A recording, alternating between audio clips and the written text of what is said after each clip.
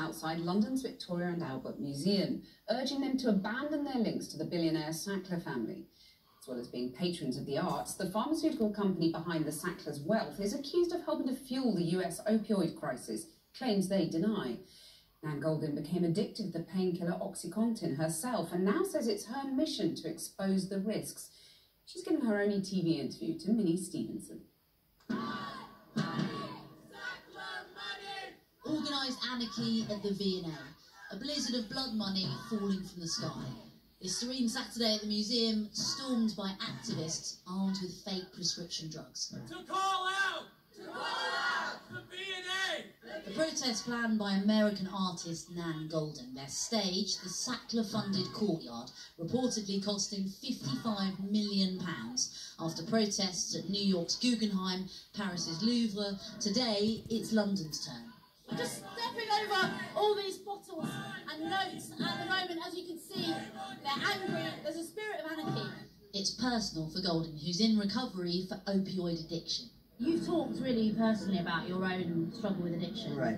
If it's not too difficult, what was that like for you at the depths of that? I was locked in my room, basically, for a couple of years, and completely obsessed with drugs. People will go to any lengths to avoid withdrawal from opioids.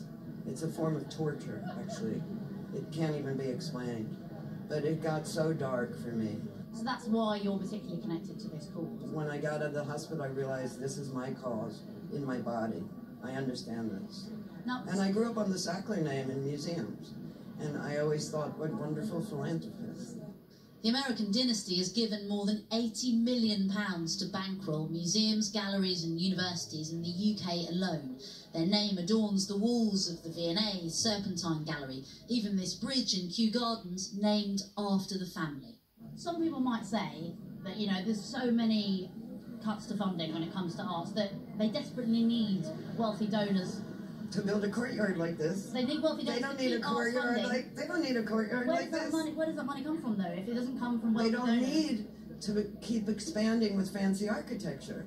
But in this country, we've had huge. I know, but I'm answering you. They don't need to keep expanding their architecture. So where does the money come from? If they don't need that, they'll have a reasonable amount of funding.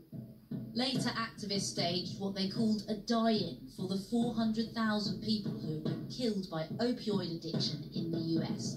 The Sackler family, through their drugs company, are accused of fueling that crisis and now face thousands of lawsuits in virtually every state of America.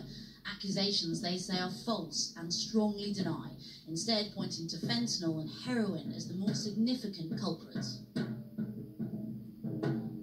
While there is growing unease in the art world at the family's connection to the pharmaceutical industry, this is a crisis which goes way beyond the four walls of cultural institutions. Let's take a look at the sport now.